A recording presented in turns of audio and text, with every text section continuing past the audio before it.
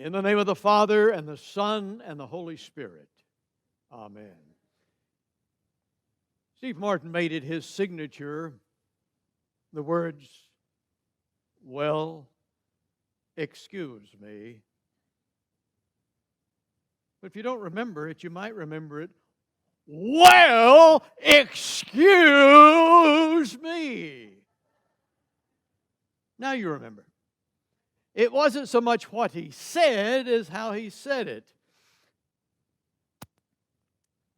And today in our readings, you heard two pieces of Scripture that could be taken for the homily today, and I just believe that many churches will be hearing the one from the rejection in Samaria, because the other one that deals with excuses should trouble you. You heard it, it should trouble you. You should be very, very troubled. Because why in the world would Jesus treat someone the way he treated those three men? "Follow me," Jesus said. One was ready. "I'll go anywhere, Jesus." "You'll go anywhere? Do you know where I'm going?" "You know, I don't stay at the finest motels. I don't stay anywhere. I don't have a place to lay my head. You still interested?"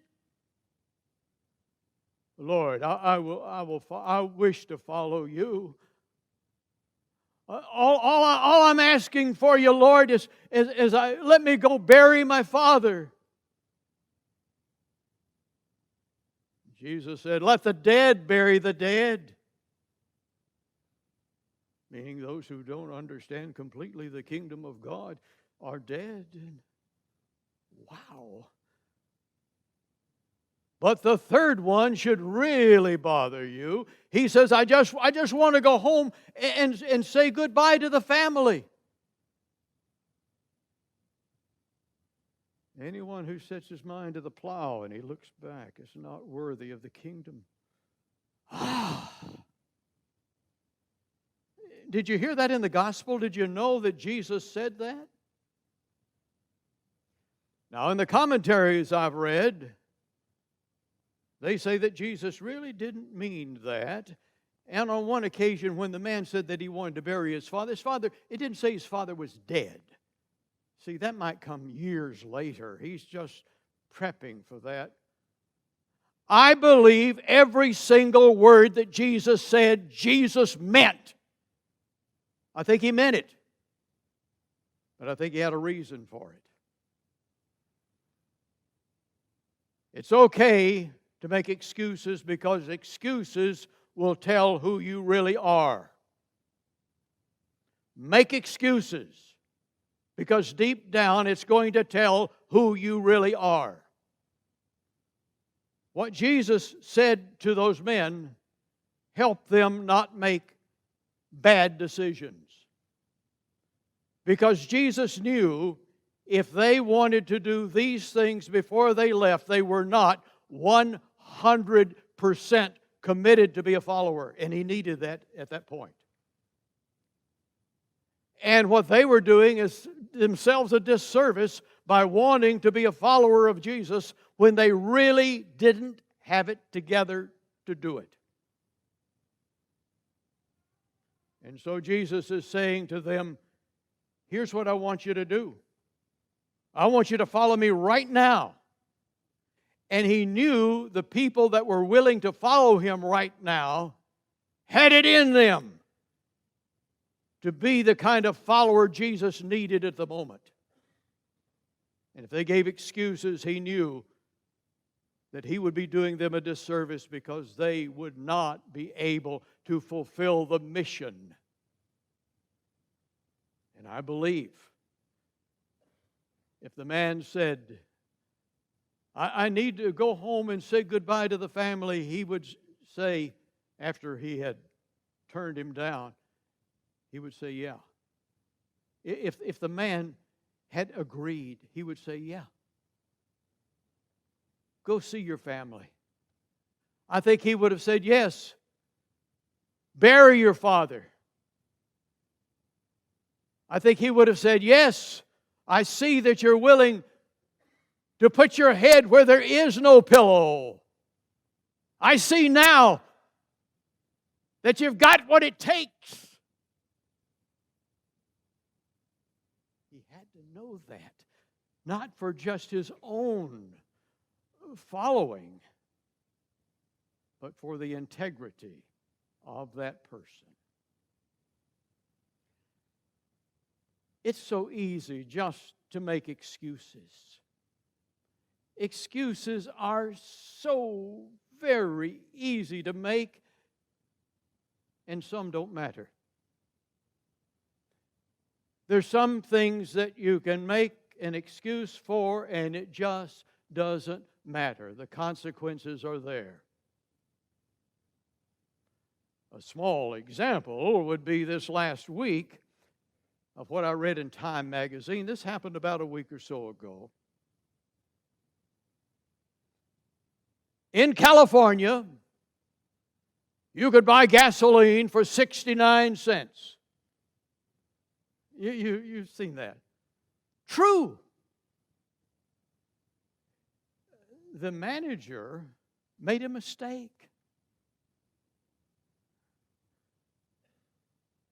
And it should have been $6.90. But he made a mistake. And of course, they served many, many cars before they caught it. But when the owner stepped in and says, "My gosh, what have you done?" He said, "Well, it was just an honest mistake." Well, it was an honest mistake, but he was fired. Sometimes excuses don't matter. And sometimes excuses tell us who we are. And sometimes they say, yes, you're energized. This is the work you're intended to do. And that's good. It's good to be able also to make no excuses if you're able to do that. Just like Nike says, just do it. You remember the Nike commercial? Oh, it's been a few years, I guess, now, where it just showed people with all kinds of injuries they had had from different sports activities they had played in. And they had bruises and they had swelled noses and everything. Just do it. And Joe Cocker singing, "You are so beautiful to me." Yeah. Because if that's who you want to be and you know what you want to be, no excuses, full speed ahead. But if you have excuses, excuses are okay. But another thing to know about excuses that you may need to pull out of your position at any given time after you analyze the situation. Harriet Tubman, in 1849, was free herself, but she decided that was not enough. She needed to free someone else. And maybe 300 someone else's. And so, back and forth in the South, bringing captives. She freed them, but she put herself online. Not just to be in prison, but to be killed, because surely they would have. And so she had to deal with the excuses of, this is who I am, and this is what I want to do, and this is where I go, and this is my destiny. Excuses are okay, because excuses will tell who you are. And who you are is all right. Because you are in a growth pattern. And you're not who you were yesterday, and you'll not be who you are tomorrow. I remember when I was in seminary, one of the hardest things in the world was clinical pastoral education. And it may be because my assignment was to deal with children, and it was sometimes children who were dying.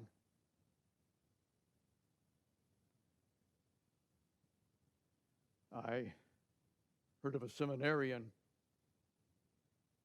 who told about an experience he had. And many seminarians are uptight at this point, but he was to be with a woman who the next morning was going to have a brain operation.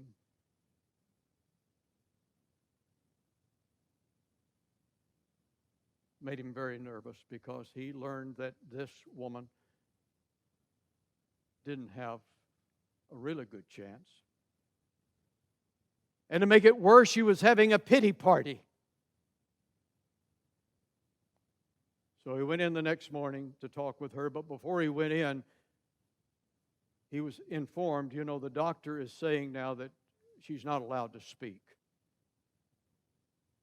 And he was going to go in and just listen to her. Now the plans have changed. And he is nervous as can be. And as he goes in the door, he slams the door and he trips before he gets to her and lands on her bed.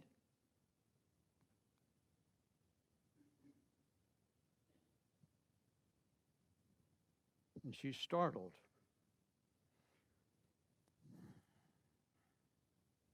He tries to pray with her. He knows he's killing this woman.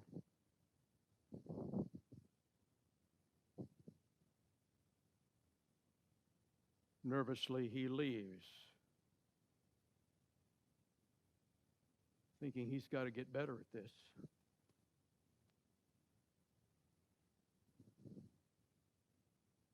Goes back later and finds the woman is revived. She's going to be okay. And he goes in and he says, "Oh, I'm so very sorry. You see, I was nervous, and I know that must have been really bad for you." And she says, "No, it was very good for me. See, I was feeling sorry for myself. And then I got feeling sorry for you. And it changed." Let's be authentic. Let's just be who we are. There are people that are not business-oriented, for instance, that never need to join the vestry. Don't be talked into it. You have your own calling. Everyone has a calling. Zero in on that calling. And if you have to complain a little bit, complain. You have to give excuses, give excuses. It's all right. It's okay.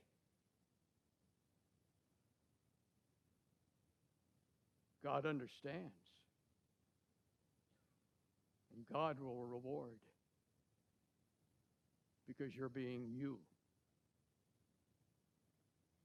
And that's what counts. Amen.